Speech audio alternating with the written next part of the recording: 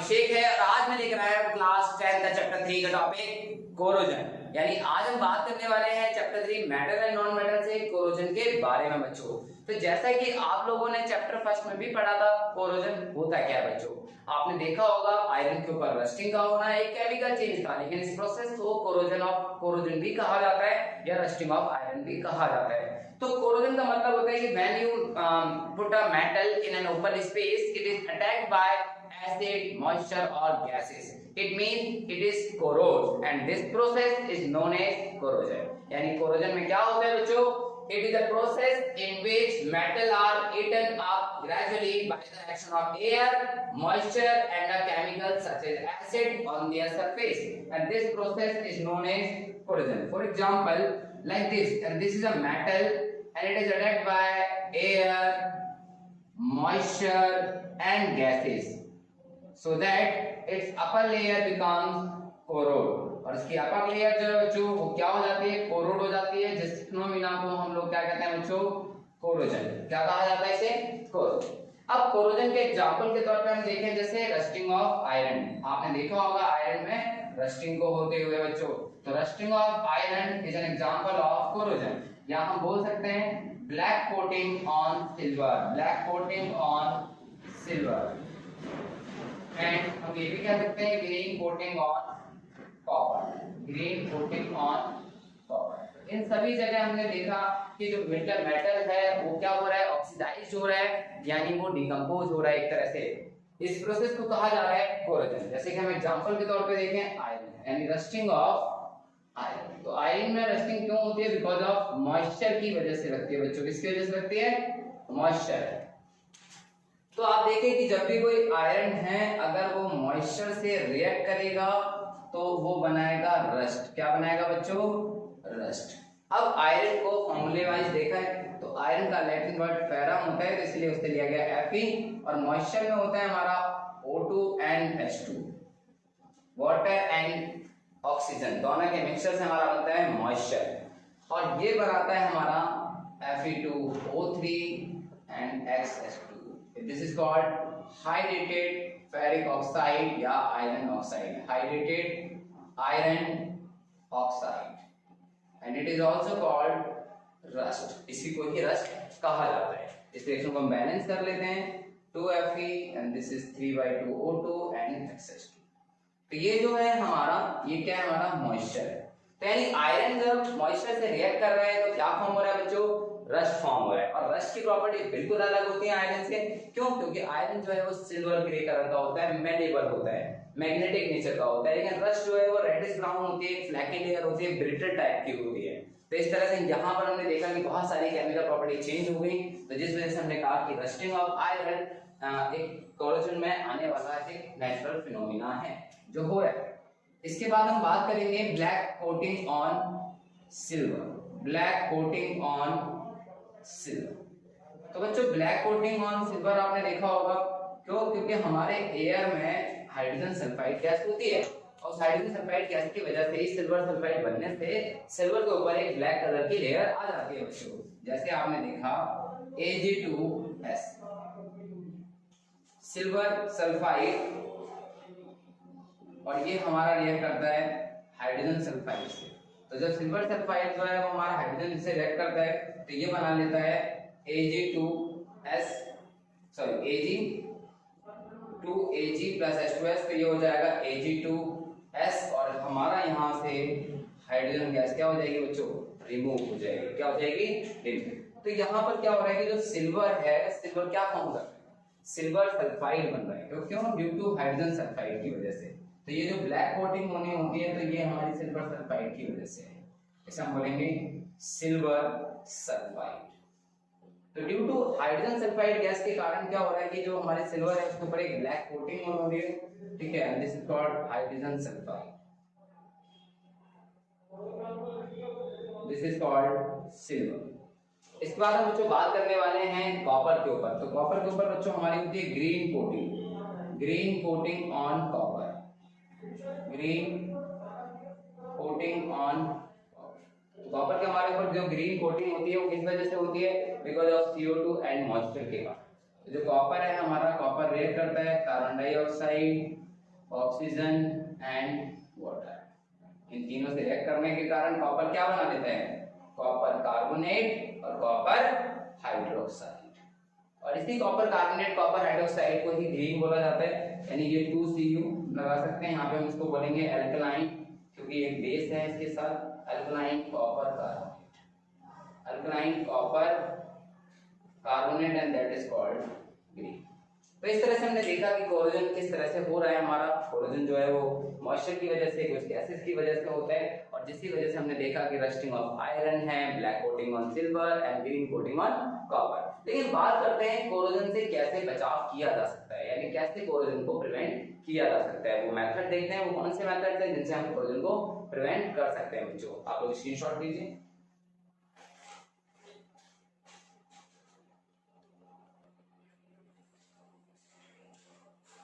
तो बच्चों बात करते हैं अब कोरोजन को कैसे प्रिवेंट किया जा सकता है। तो कोरोजन को प्रिवेंट करने के लिए आपने बचपन में बहुत सारे मेथड्स पढ़े हैं, जैसे उसका पेंट कर देना, किसी मेटल्स की ऑयलिंग कर देना या ग्रेसिंग कर देना, या आपने 8th में भी पढ़ा इलेक्ट्रोप्लेटिंग कर देना बच्चों।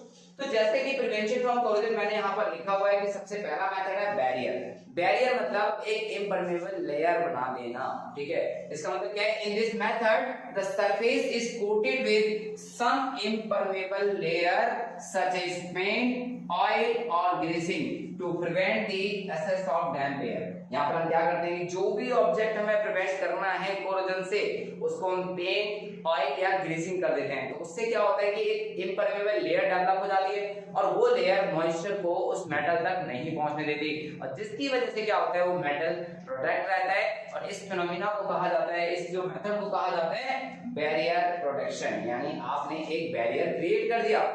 सेकंड है हमारा इलेक्ट्रोप्लेटिंग। इलेक्ट्रोप्लेटिंग यानी इलेक्ट्रोलाइटिकली आपने एक मेटल को दूसरे मेटल से डिपॉजिट करा दिया।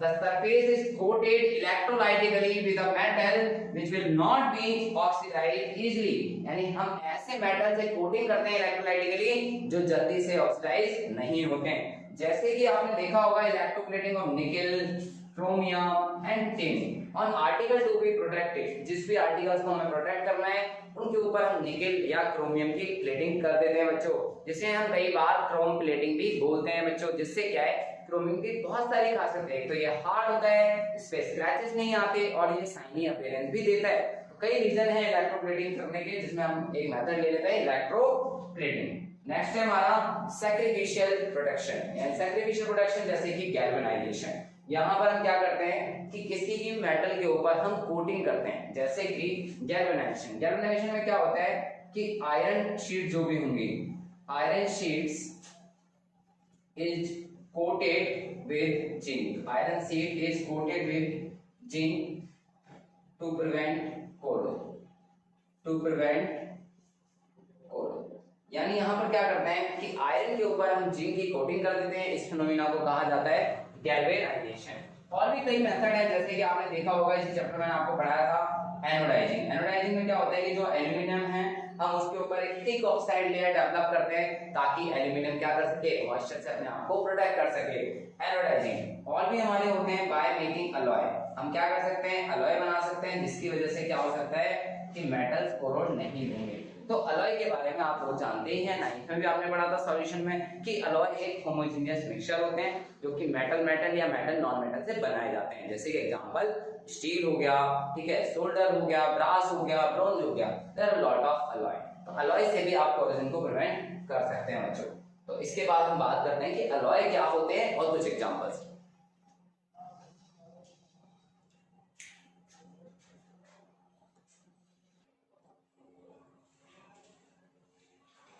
तो बच्चों बात करते हैं अलॉय। अलॉय बोला जाता है बच्चों मिश्र धातुओं को, यानी मिश्र धातु क्या होती है बच्चों, ऐसे सब्सटेंस या ऐसे कंपाउंड जो मेटल मेटल या मेटल नॉन मेटल से बनाए जाते हैं। जैसे कि हमने क्या कहा कि alloy is a homogeneous mixture. 9th class में आप लोगों ने पढ़ा होमोजेनियस मिक्सचर, यानी जिसमें यूनिफॉर्म कंपोजिशन होती है। यानी alloy is a homogeneous mixture of two or more metal or a metal or a small amount of non metal. जैसे कि बच्चों आप लोगों ने देखा होगा ब्रास, ब्रास यानी पीतल के बर्तन। जो पीतल होती है उससे हमारे यूटेंसिल्स बनाए जाते हैं। ब्रास जो है वो कॉपर और जिंक से मिलकर बना है बच्चों, कॉपर और जिंक। यानी ब्रास जो है वो कॉपर और जिंक दो मेटल से बना है, जिसमें 70% आपका कॉपर और 30% आपका जिंक होता है। तो अलॉय हमने क्या बोला कि ये मेटल या फिर जैसे स्टील की बात कीजिए आप, स्टील है तो स्टील कैसे बनाया जाता है, आयरन और कार्बन से मिलकर बनाया जाता है। तो कार्बन यहाँ पर क्या है, एक नॉन मेटल है। कार्बन यहाँ पर क्या है बच्चों, एक नॉन मेटल, जहां पर 96% आपका आयरन होता है और 4% आपका कार्बन। यानी स्टील जो है आयरन के कंपेयर में ज्यादा मेलेबल होता है, फ्लेक्सिबल होता है। तो ये चीज भी हम कह सकते हैं कि अलॉय जो है वो एक होमोजेनियस मिक्सचर है, मेटल मेटल या मेटल नॉन मेटल का। क्लियर है बच्चों। अब अलॉय बनाए कैसे, An alloy is made by heating the component metals and non-metals। कि जो भी मेटल्स हैं उनको हम हीट करते हैं, उनको मोल्टन स्टेट में लाते हैं बच्चों, and taken in the required proportion, एक फिक्स रेशियो में। जैसे कि अगर बात करें ब्रास है, यहाँ पर हम ब्रोंज की बात करते हैं, तो ब्रोंज में आपने देखा होगा कि जो कॉपर है और टिन, यहाँ पर जो कॉपर और टिन यानी 50% से लेकर 70% आपका कॉपर और 50% से लेकर 30% तब आपका क्या होता है बच्चों, टिन होता है। तो यहाँ पर कॉपर और टिन का यूज किया जा रहा है। तो ब्रोंज से कॉइन बनाए जाते हैं, यूटेंसिल्स बनाए जाते हैं, इवन आपकी स्कूल की जो बैल होती है वो भी ब्रोंज से ही बनाई जाती है बच्चों। तो ब्रोंज यानी यहाँ पर क्या बोल रहे हैं, वो जो भी मेटल्स हैं आप उनको हीट कीजिए, उनको मोल्टेड स्टेट में लाइए और एक फिक्स रेशियो में कंबाइन कीजिए, देन सडनली उनको कूल कर दीजिए। तो यहाँ पर क्या हो रहा है कि an alloy is made by heating the component metal and non metal taken in the required ratio in a closed container and then mixing them uniformly in their molten state. और मोल्टन स्टेट यानी पिघली हुई अवस्था में ही उनको मिला दिया जाता है। Then the mixture is cooled down in the solid form, और उसके बाद वो मिक्सचर कूल डाउन होता है और एक सॉलिड फॉर्म में हमें अलॉय मिल जाता है बच्चों। अलॉय बनाए क्यों जाते हैं, अलॉय इसलिए बनाए जाते हैं ताकि मेटल क्या हो, कोरोजन रेजिस्टेंट हो, वो कोरोड ना हो। और दूसरी बात, किसी भी मेटल को स्ट्रॉन्गर और हार्डर और मेलेबल बनाने के लिए हम लोग अलॉय का यूज करते हैं। आपने देखा होगा हीटिंग एलिमेंट यानी जितने भी हीटिंग डिवाइस होते हैं, हीटिंग अप्लायंसेस होते हैं, उनमें एक अलॉय यूज किया जाता है, नाइक्रोम। नाइक्रोम की कई खासियत होती है कि उसका जो मेल्टिंग पॉइंट होता है वो बहुत हाई होता है, ठीक है, मेलेबल होता है, जल्दी से ऑक्सीडाइज नहीं होता है, इसी वजह से हम अलॉय का यूज करते हैं। जैसे कि हमने यहाँ पर देखा ब्रास है वो कॉपर और जिंक से बनाया जा रहा है, स्टील आयरन और कार्बन से बनाया जा रहा है, ब्रोंज कॉपर और टिन से बनाया जा रहा है। इवन जो आप सोल्डर जो है, जो आप टांका लगाते हैं जैसे किसी भी इलेक्ट्रिक वायर्स को जोड़ने के लिए, वो लेड और टिन का यूज किया जाता है। यहाँ पर लेड और टिन, लेड और टिन यानी 50% हमारा लेड और 50% हमारा टिन मेटल्स का यूज किया जाता है। एक नोट करने वाली बात आप लिख सकते हैं, अमलगम। अब अमलगम क्या होता है,